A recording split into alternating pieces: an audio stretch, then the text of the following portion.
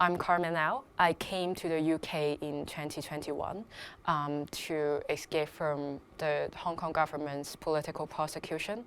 Last year, on Christmas Eve, I was put a $1 million bounty on my head and an arrest warrant under the national security law in Hong Kong. It was a massive change. Over the night, there's a price put on my head, and ever since there's a lot of intensified harassment and intimidation targeting myself. So as I used to be a politician, so a lot of those digital or online harassment is nothing new to me. But then after the bounty, there's a lot of physical and psychological intimidation targeting myself and also the other individuals who are on the same bounty list as well.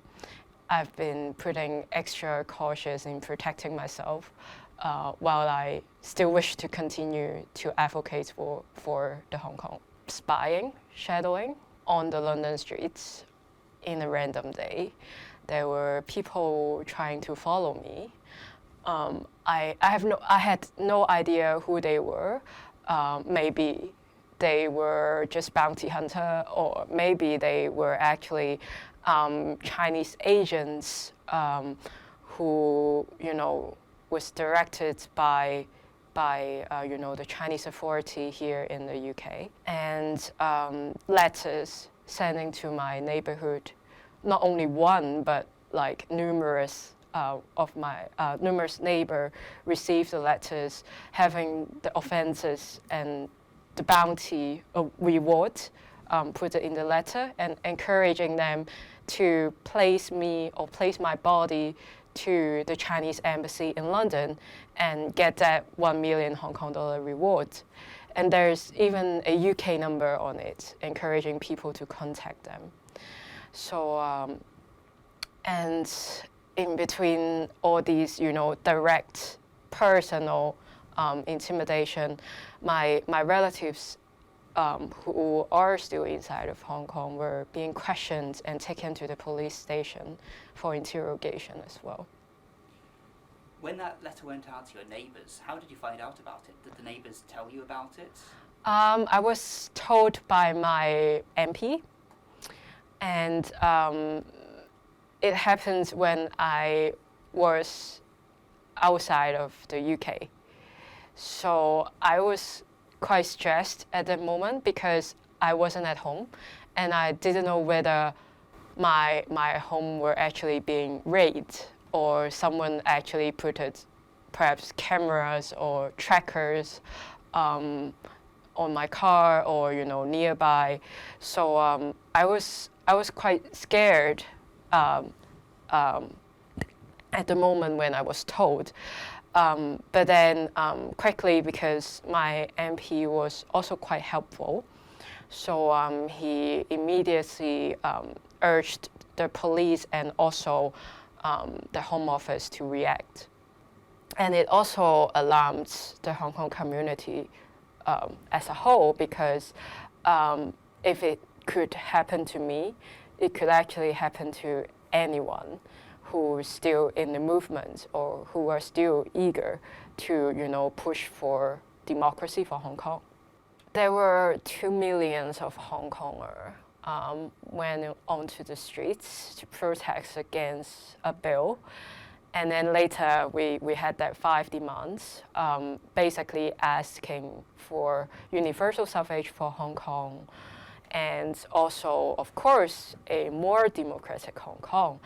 And by the time during the 2019, everyone we had our own position, or we found our own position in the movement, and everyone was actually trying to contribute to the movement. And we saw a lot of hope, and we saw a lot of potential pathway to achieve our cause. But then after the national security law, it was a overnight oppression that's not, to me, it's like it's not only the political sphere, but also as if the whole society, even the air around Hong Kong had become different, and just gradually everyone were being silenced, and civil society dismantled. Even my political party were dissolved not long after the oppression, and also, you know, the whole thing cracked down. And yeah, but as you can see, a lot of Hong Konger, either they went into exile, or either they flee, or either they try to migrate to another country. And now in the UK, there are 200,000 of Hong Konger residing since 2020. So we are seeing now again, although there are only a narrow space for people to advocate for Hong Kong, we are seeing our civil society is re-establishing or is rebuilding outside of Hong Kong. Yeah. So the national security law in Hong Kong is different from other national security laws around the world, including the National Security Act in the United Kingdom.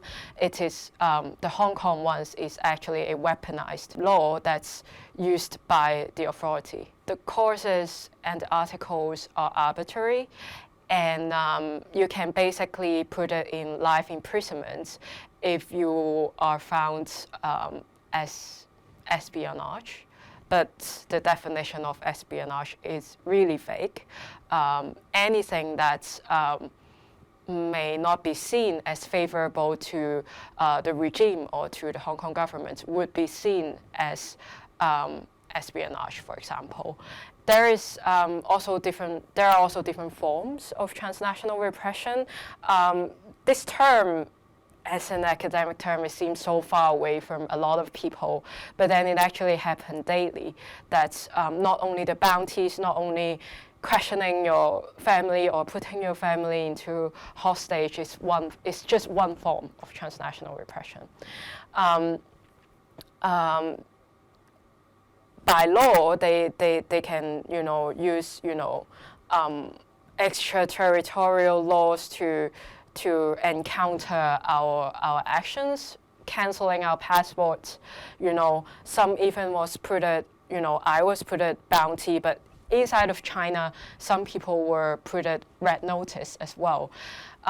These are just one legal aspect of the transnational repression, but then a lot of Hong Kongers in the UK who may not be an activist or as, you know, outspoken as activists, but then in campuses or inside their own community, they would be possibly facing harassment day by day, being photographed by some, you know, suspected Chinese supporters, claiming that they would send it back to China, you know, to harass their families or relatives back home in a community events, not just protests.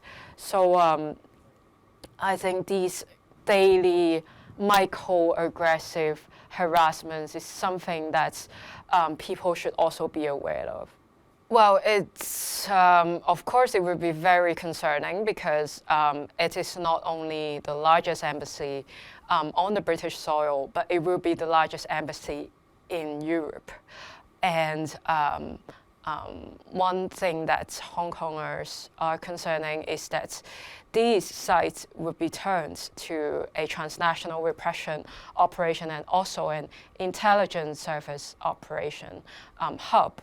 And that's alarming, as you can see from the council hearing of the proposal of that site.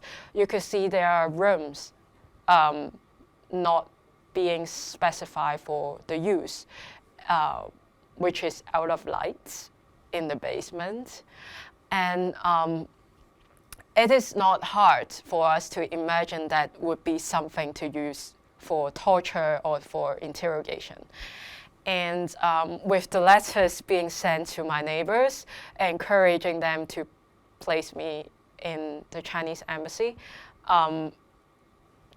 you could imagine how it would be when if I got put it in that news site, I would be placed in those rooms, and who knows what would happen. So there were thousands of Hong Kongers protesting against this plan, and we've already had 3 protesters outside of the new potential Chinese embassy, where it's actually the old Royal Means Court, and it's not just something that the Hong Kong community specifically concerned about, but also the wider diaspora, for example, like the Uyghur and the Tibetans, and also some Chinese dissidents. All of us being oppressed by the Chinese authorities are very concerned about this. And in regards with the normalization of the relationship of the UK and China, I think the one essential part that we're concerned about is that the current government, they use economic interest or economic growth of the United Kingdom as a reason to reestablish relationship with China. And it seems that it has been disproportionately giving up or sacrifice some human rights and democratic values that the British cherished for years, decades as well, to trade off with some very minor economic interests. I think every of the Hong Konger who were in the fight in 2019 or who are still continue to fight for freedom for Hong Kongers and also Hong Kong, we've already anticipate different levels of sacrifices. I don't see the bounty as a hit to me. There are still a lot of people behind bars suffering, and I do think that's an obligation for me to work on it until Hong Kong is free. But at the same time, as I have the bounty on my head now, it seems that it's also another action for me to push back on the long repression by China. Although we are now escaped or went into exile outside of the Chinese boundaries, but then it seems that the governance of China has never been gone away from us.